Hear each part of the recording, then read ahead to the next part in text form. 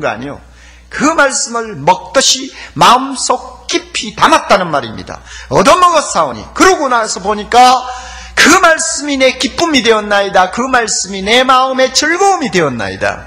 에레미야 15장 16절에 에레미야가 고백한 그 은혜가 오늘 우리 모두에게 있어야 되겠습니다. 이 시간에는 팔복의 내용을 한데 묶어서 생각을 하면서 은혜를 받으려고 합니다. 아마 이 가운데서 성경을 잘 모르시는 분들은 팔복이 뭐냐, 8가지 복이냐 뭐 이런 생각을 할 수 있는데, 예, 8가지 복이죠. 이 성경 본문 보면 복이 있나니 하는 말이 8번 반복되어서 나옵니다. 그래서 팔복이라고 하고 마지막에 한 번 더 그 말이 나오기는 합니다만 주로 일반적으로 구복이라고 하지 않냐고 팔복이라고 합니다. 첫째로 우리가 꼭 명심해야 될 진리가 있습니다. 이 팔복의 말씀은 예수님 자신의 성품이요 동시에 예수님을 따르는 제자들의 성품을 이야기하고 있다는 것입니다.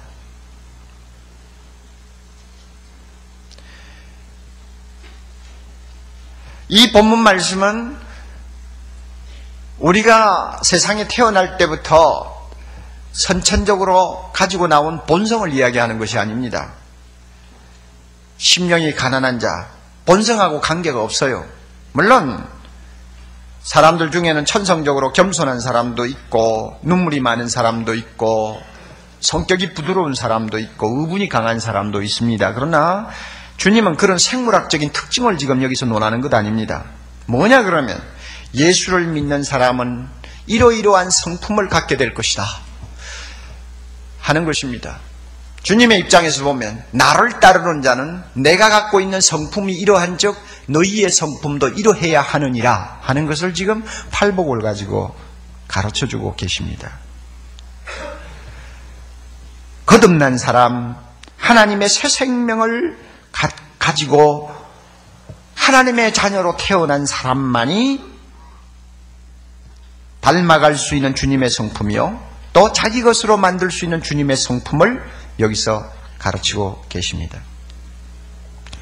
그러므로요, 이 8가지를 개별적으로 떼놓고 생각을 하시면 안 됩니다. 무슨 말씀인가 하면 어떤 사람은 특별히 마음이 온유하다.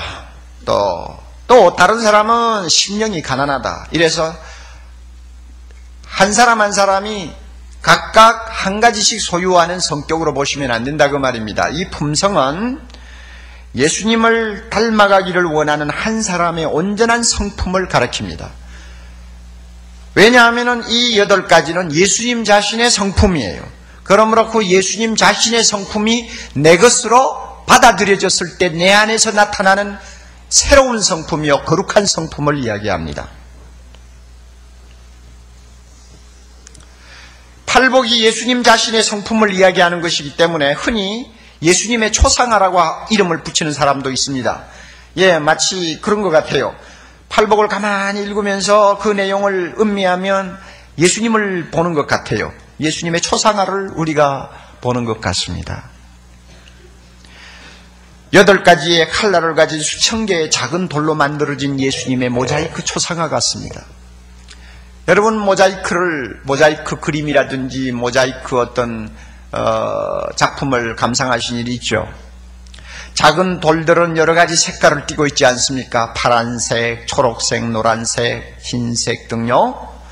우리가 얼굴을 모자이크에 가까이 대고 가만히 들여다보면 돌 하나하나의 아름다움을 음미할 수 있습니다.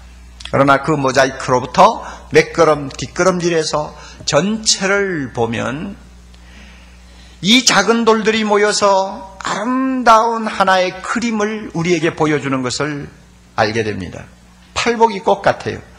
심령이 가난한 자는 복이 있나니 하는 말씀 하나하나 뜯어보아도 그 나름대로 은혜가 풍성하지만 조금만 뒤로 물러서서 팔복 전체를 우리가 이렇게 깨닫고 또 마음에 담고 생각하면 예수님의 거룩하신 모습이 우리 눈앞에 나타나는 것을 볼 수 있습니다. 예수님의 그 모습에는 심령의 가난함이 있습니다. 애통함이 있습니다. 온유함이 있습니다. 의에 줄이고 목마름이 있습니다. 예수님의 그 얼굴에는 화평이 있고 의를 위해 핍박을 받은 흔적들이 남아 있습니다. 예수님의 초상화가 보여요. 그러므로 주님이 이 말씀을 권위 있게 하시는 저희가 뭐냐? 내가 이러하니 너희도 이러해야 된다 하는 것입니다. 너희는 모두 나처럼 되라 하고 말씀하는 것입니다. 우리는 예수님처럼 되어야 합니다. 헨리 나우엔의 말처럼 진정한 구원은 작은 예수가 되는 것입니다. 막연히 천당 들어가는 것을 의미하지 않습니다. 예수 믿고 구원받았다 그 말은 예수님을 따라가는 자요, 예수님을 닮는 자요, 결국에는 예수님과 똑같은 사람이 된다는 것을 의미합니다. 그러므로 우리 모두가 예수의 제자입니다. 팔복의 내용은 예수님 자신의 성품이기 때문에 그를 배우고 따르고 담기를 원하는 사람은 그 말씀을 마음에 담고 늘 묵상해야 합니다. 그래서 나도 모르게 주님을 닮아가도록 노력을 해야 합니다. 여러분 이 자리에 와서 말씀을 듣고 계시지만 예배를 마치면 무슨 말씀을 들었는지도 모르고 다 잃어버리고 또 일주일을 살아야 될 사람도 많아요. 이번만은 그러지 맙시다. 돌아가서 팔복의 말씀을 앞에 놓고 여러분이 매일매일 한마디 한마디를 음미하며 묵상하세요. 이것이 주님의 성품이라는데 주님을 닮아가는 내가 이 말씀을 어느 정도 소화하고 이 말씀대로 내 자신이 주님처럼 빚어지고 있는가를 여러분이 검토하시기를 바랍니다. 우리가 어떤 사람을 존경한다고 합시다. 존경하는 그 사람하고 참 가까워지고 그 사람과 깊은 관계를 유지하면 유지할수록 우리는 그분을 닮게 됩니다. 그럴 기회가 별로 없는 사람은 그분의 사진을 벽에다 걸어놓고 하루에 한두 번씩 쳐다보면서 그분의 정신을 이어받으려고 하고 그분이 남긴 족적을 따라가려고 합니다. 세상에서도 그렇지 않아요. 그런데 예수님을 닮는다고 하면서 우리가 하나님의 말씀을 그저 한 번 듣고 다 손 씻듯이 씻어버리고 세상을 살면 주님을 닮을 수가 없죠. 이번 한 주간 동안 이 말씀 한마디 한마디를 여러분이 매일 묵상하세요. 그러면 그 말씀이 나의 성품을 심는 씨앗이 되어서 나로 하여금 주님을 닮아가도록 계속 작업을 할 것입니다. 그래서 나도 모르는 사이에 나는 주님을 닮은 사람이다 하는 말을 들을 수 있도록 우리 모두가 노력해야 될 것입니다. 또 한 가지 생각할 것이 있습니다. 이 팔복은 예수님 자신의 행복을 우리에게 가르쳐주고 있습니다. 내가 이렇게 행복한데 너희도 행복해야 된다 하는 주님의 그 따뜻한 마음이 이 말씀 안에 들어있어요. 주님이 그러잖아요. 심령이 가난한 자는 복이 있나니, 복이 있나니 하는 이 말투는 감탄사입니다. 우리나라 번역으로는 복이 있나니 약간 감탄의 어떤 뉘앙스도 들어있습니다만은 완전히 감탄문이에요. 심령이 가난한 자들의 행복이여 하는 말과 같습니다. 온유한 자의 행복이여, 의를 위하여 핍박을 받는 자의 행복이여 하는 말씀이에요. 심령이 가난하면 얼마나 행복한지 아니? 화평케 하는 생활을 하면 얼마나 행복해지는지 아니? 그 행복은 말로 표현할 수 없는 것이다 하는 감격이 이 말씀 속에 들어있어요. 우리가 이것을 볼 줄 알아야 합니다. 복이 있나니 하는 말은 마카리오스라고 하는 헬라어 말입니다. 그런데 재미있는 것은 이 마카리오스라고 하는 이 말이 사람들의 행복을 가리켜서 사용하는 단어가 아니라는 것입니다. 하나님의 행복을 가리킬 때 사용하는 말이라고 합니다. 그러므로 심령이 가난한 자 복이 있나니, 의에 줄이고 목마른 자 복이 있나니 할 때 의에 줄이고 목마른 자의 행복인데 이 행복은 하나님이신 예수님 자신의 행복을 가리키는 것입니다.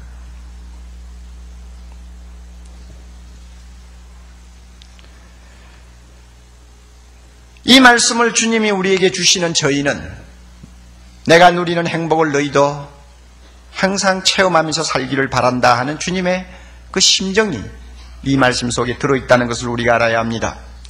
너희도 나처럼 심령이 가난하면 행복한 자가 될 수 있느니라 하시는 주님의 말씀이, 주님의 속삭임이 이 가운데 있습니다. 너희도 의에 줄이고 목마르면 나처럼 행복할 수 있느니라 하는 말씀을 이 마음속에 담고 있다는 것을 알아야 합니다. 예수님은 세상에 계실 때 너무나 어렵고 고통스러운 생을 살았습니다. 그만큼 가난한 분이 없었고, 그만큼 사람들에게 핍박받은 사람이 없었고, 그만큼 고통을 체험한 사람이 없었습니다마는 그와 같은 고난 속에서도 주님은 잃어버리지 아니한 것이 있었습니다. 그것은 심령의 행복이었어요. 우리가 이 행복을 소유할 수 있다면 세상에서 가장 복된 자가 될 것입니다. 사실 보세요. 그렇지 않아요?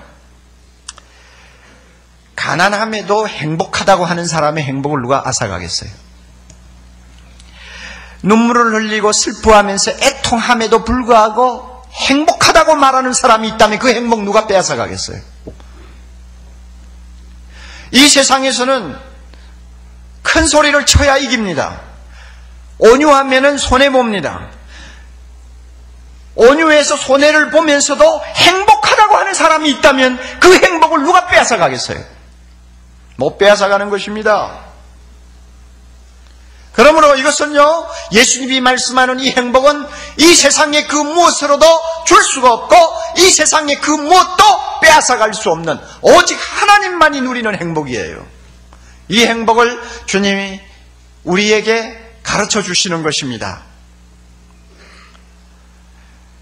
이 세상에 태어난 사람은 미국 독립선언문에 명시된 것처럼 누구나 자기 행복을 추구할 수 있는 권리를 가지고 있습니다. 우리는 다 행복하기를 원합니다. 아멘. 우리는 다 행복하기를 원합니다. 아멘. 고상하시네요. 대답 안 하시는 거 보니까. 자, 우리는 다 불에 가기를 원합니다. 아멘. 한 사람도 대답 안 할 거예요. 우리 모두가 행복을 추구할 권리가 있어요. 하나님도 우리가 행복하기를 원하세요. 그는 좋으신 아버지 되시니까. 그래서 그런지 많은 사람들이 행복을 위해서 뜁니다. 아침부터 저녁까지. 나에게 행복을 줄 수 있는 것이면 앞뒤 가리지 아니하고 매달립니다. 마치 인생의 목표가 행복을 얻는 데 있는 것처럼 사람들은 생활하고 있습니다. 이것이 나쁜 것은 아니에요. 행복해야죠. 그러나 문제가 어디 있느냐? 행복을 추구하는 방식이 잘못됐다는 거예요. 행복을 추구하는 방법이 틀렸어요. 행복을 찾아가는 길을 잘못 선택했어요. 아고네스 레플리오라고 하는 분이 의미 있는 말 한마디를 했습니다. 우리 안에서 행복을 찾는 것은 쉬운 일이 아니다. 하지만 다른 곳에서 행복을 찾는 것은 불가능하다. 다시 한번요. 우리 안에서 행복을 찾아야 되는데 우리 안에서 행복을 찾는 것도 사실은 쉬운 일이 아니다. 하지만 다른 곳에서 내 밖에서 행복을 찾는 것은 불가능하다. 그럼에도 불구하고 사람들은 밖에서 행복을 찾습니다. 자기 밖에 있는 무엇을 통해서 행복이 온다고 믿고 있습니다. 이 행복을 실제로 손에 넣은 자가 이 세상에서 몇이나 됩니까? 맹자는 인생을 사는데 정말 재밌고 행복하게 만드는 것은 맛있는 것을 먹는 것과 성을 즐기는 것이라는 솔직한 말을 했어요.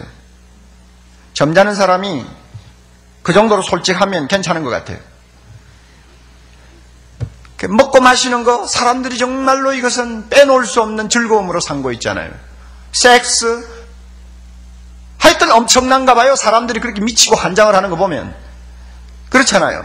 그래서 사람들이 그런 것들을 손에 넣으면 그런 것들을 내가 원하는 것만큼 소유하고 즐기면 나는 행복해질 수 있다고 생각합니다. 벌써 길을 잘못 든 거예요.